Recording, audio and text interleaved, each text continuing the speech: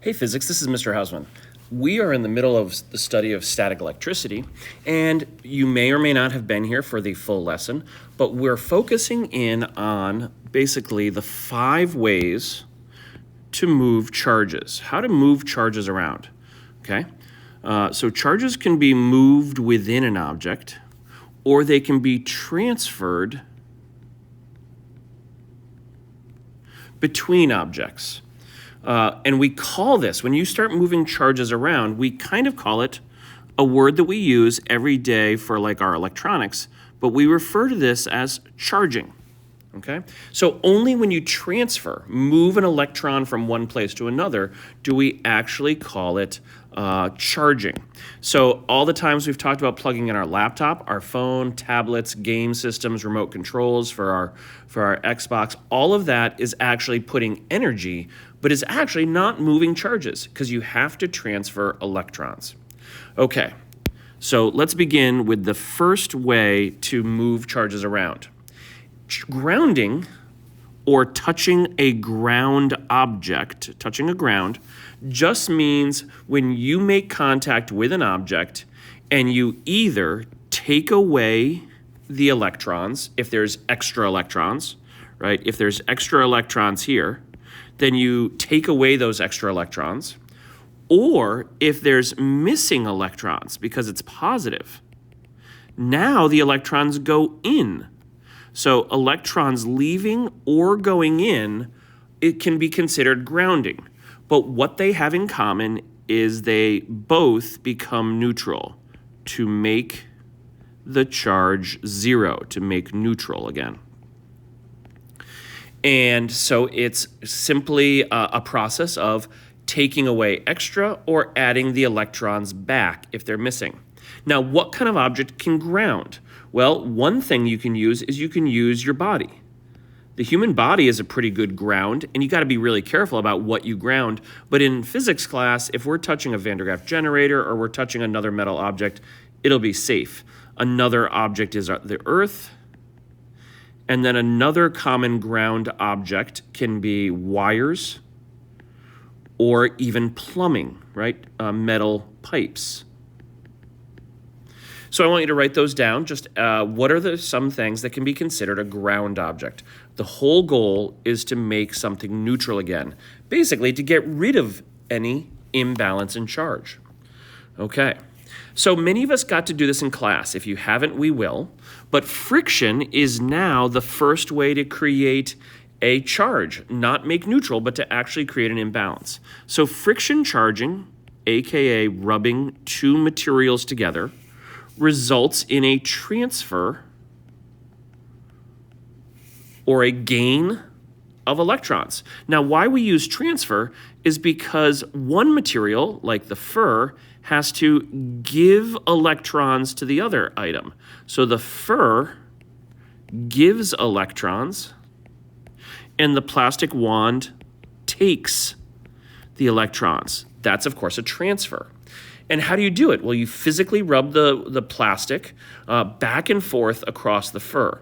What else would work? Human hair would work. Even a sweatshirt might work that has a fuzziness to it or fleece to it. Over here in the other picture, you see a piece of silk rubbed against a glass wand.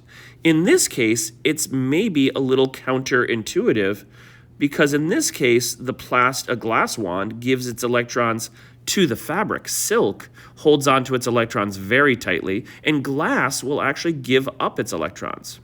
So we won't use that example as much, but you definitely should be familiar because almost all of us have taken a comb through our hair that's made of plastic or a brush, or maybe taken a sweatshirt over your head and rubbed it against your hair, and that's friction, and that created charge.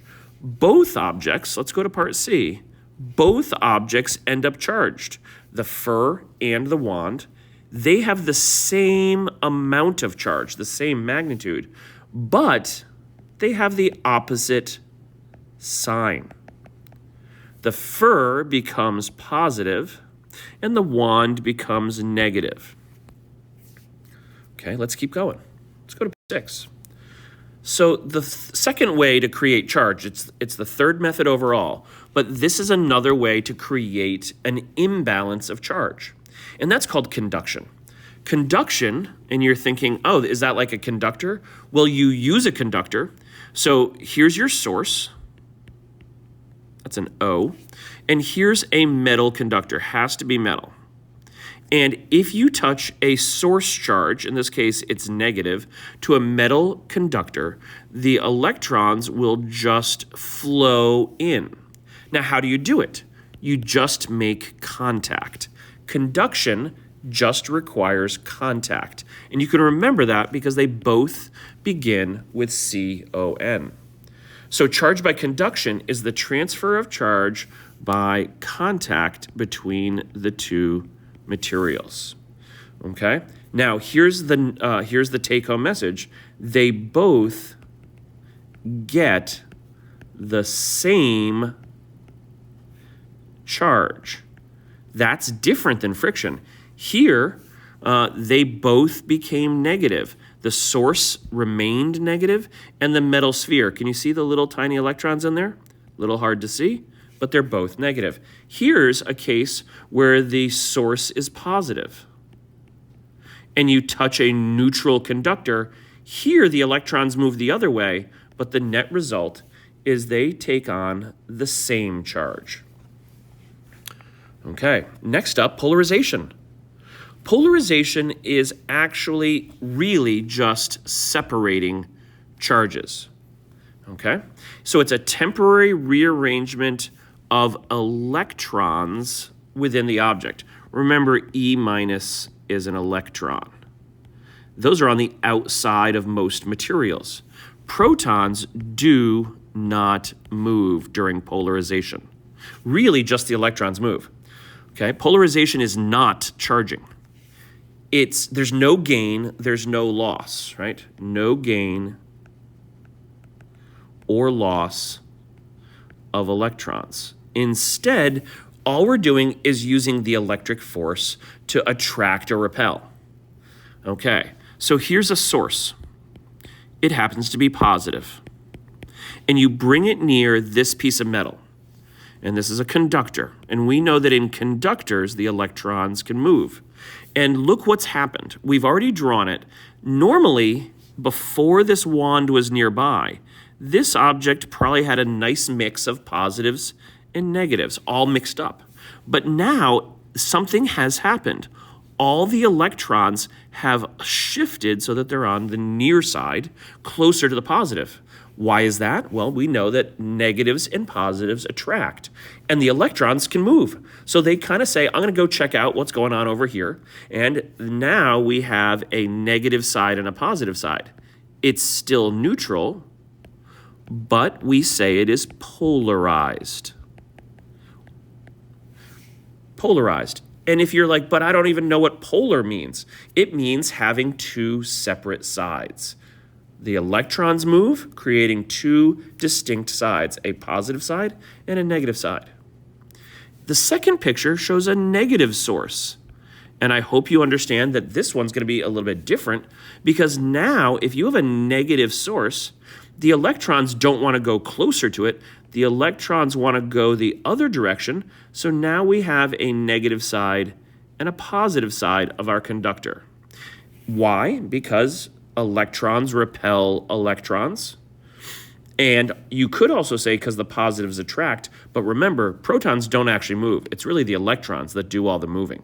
So do the electrons get pulled toward, like in picture number 1, or do they get pushed away? It's always about moving electrons. So here's a real life example. If you take a metal can, and you put maybe a balloon that's been rubbed on someone's hair, what's going to happen is that the electrons are going to move to one end of the can. And we're going to do a demo where we can actually cause the can then to move because it is polarized. So polarization is important for the next step. Okay, and this is the last one. This is number 5. You've made it. Induction charging. So induction charging sounds like conduction, but the key difference is there is no contact involved. No friction, no conduction. The source never touches. Now, here's the catch. It's a multi-step process. And the multiple steps we're going to label below, and we're going to show what's happening. The first thing is that you start off neutral. You have a neutral conductor. Now, inside a neutral conductor, there are still charges, but they're kind of evenly spread out. For every electron, there's a proton, because that's what's in most atoms, and there's a balanced number, right? Neutral means the protons equal the electrons. So that's how you start. But then what you do is you bring a source, and it can be any charge, a source charge nearby, but do not touch it. And what we would then say is that the source, and you can look in the picture and see that it's already been drawn, it has been polarized, just like we learned in the last step. The electrons are not randomly arranged. They are now shifted to the side. We have a negative side and a positive side, polarized. Then along comes a person or an object that touches the negative side.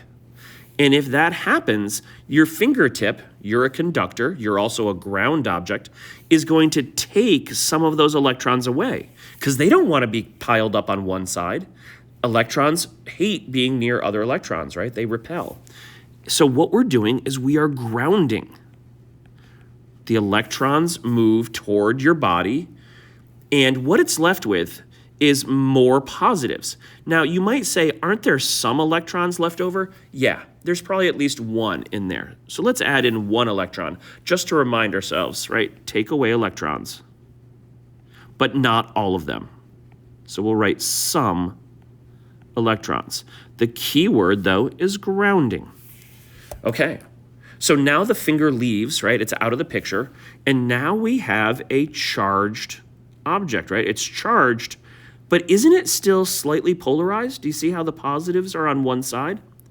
And then the last kind is it's charged, that's its kind of final state. It's been positively charged, but it's no longer polarized. The positives spread out. So let's summarize. This was called induction charging with grounding. And we first polarized it, then we grounded it, or grounded, or grounding, and the object ends up what sign?